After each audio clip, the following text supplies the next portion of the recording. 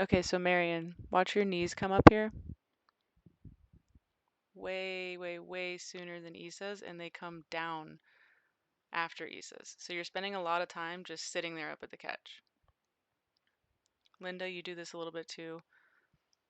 Naomi, I know it's because of your height. We're still kind of finding that balance there, but all three of you guys be really cognizant of that. Issa's setting a nice pace here. You got to match up to her.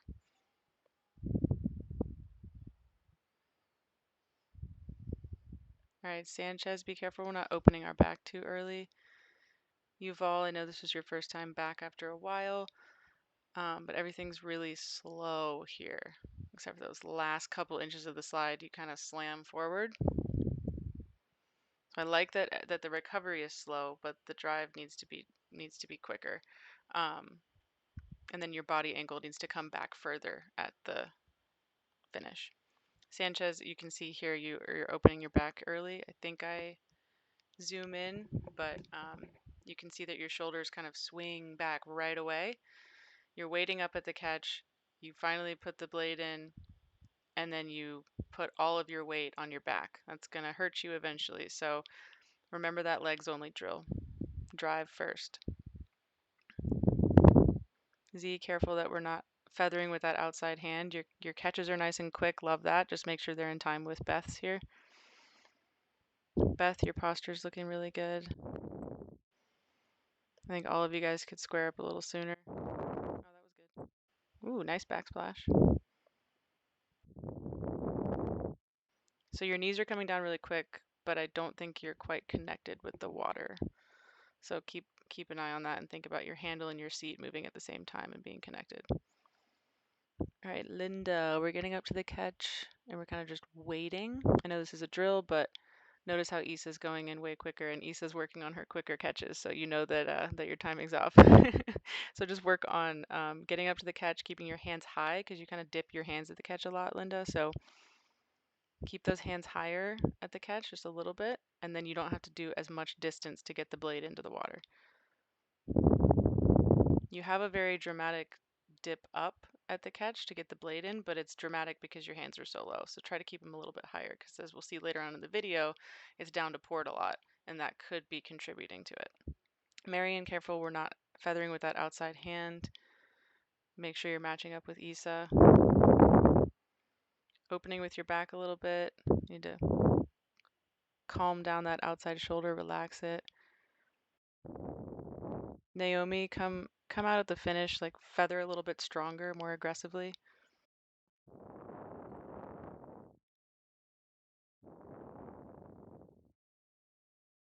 And everyone in this boat with this drill, I know we were focused on it, but you've got to be careful with those handle heights. You can see Sanchez and Beth, you guys are at very different heights a lot of the time.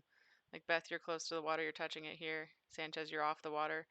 So just be cognizant of that. All right, so we're rowing by sixes now. Linda, you can see those kind of slower catches here as well. Issa's always beating you in, and she's at full extension. Although Issa, I think you could reach a little bit more up at the catch. Try and get that more parallel kind of angle with the oar handle and the front stay of your rigger.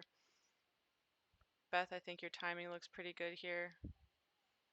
Sanchez also looks a little bit better here with the timing, but handle heights. Watch those handle heights, guys.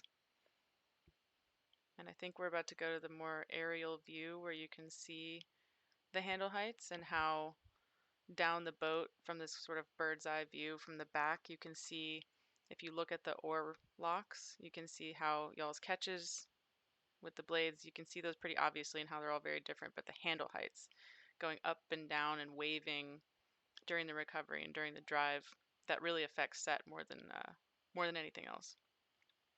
So once you bring it into your body and you tap down and you bring your arms out, you don't want to change that handle height a ton. As long as you're off the water, you're good. Don't make your blade touch the water when it doesn't need to. So again, make those adjustments, hold it for a few strokes, see if it levels out. If it doesn't work, make another small adjustment. It takes all 8 of us to set the boat. And we're rowing by sixes, so it should be pretty set already. So Linda, you can kind of see that you're skying your blade. Skying your blade just means that it's very high in the air, very far away from the water up at the catch. And again, if you keep your hands higher into the catch instead of dropping them down lower towards the gunnels, you wouldn't be hitting your hands on the gunnels as much and you'd get your blade in the water quicker. And I think everybody else behind you is kind of trying to match up with you, but also get their blades in quicker, so keep that in mind. Z, I think you're laying back just a little bit too much, just a bit. You're kind of pulling into your lap. Try to pull in a little bit higher. This might be a spacer's issue, but just pull in a little bit higher. Sanchez also not getting much layback, similar to Yuval. Again, you can see kind of opening with your back before your legs are fully extended. Not great. Don't want you to injure yourself. Naomi, I think you're also pulling into your lap a bit. Again, might be spacers, but pull in a little bit higher and tap down to the level you want to be at rather than pulling in right at the level that you think is right. The rush doesn't look too bad here. I think you guys are fairly timed up there. Looking at everybody's knees coming up, it's a little bit better timed. Can't speak for how the ratio feels to Isa, but catches were pretty good on that one. A little bit late, Linda. Yuval, you did a great job. You know, this being your first day back at the river after a few weeks and also first day feathering. But it's a little bit tough to see in this video as it gets darker, but at times you're late just from kind of, I'm sure there's a lot to think about, but try and consider timing and laying back just a little bit more because I think that might be some of the challenge there.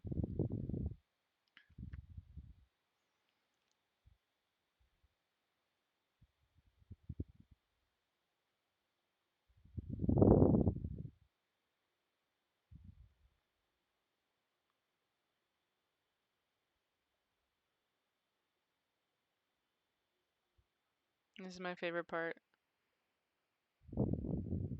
Alan's phone coming out and the flash is absolutely blinding Isa. Best part of the night.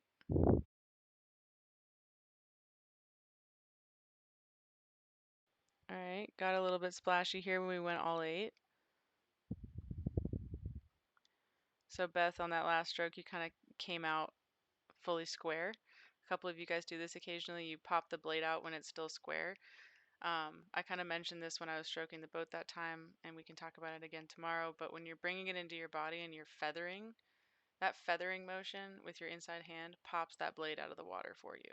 So like you're bringing it in and that tap down, it's not necessarily tapping down, right? You're bringing it in, feathering really aggressively and bringing it back out. And that aggressive feather, that really quick feather is what's going to help you come out of the water both flat and cleaner.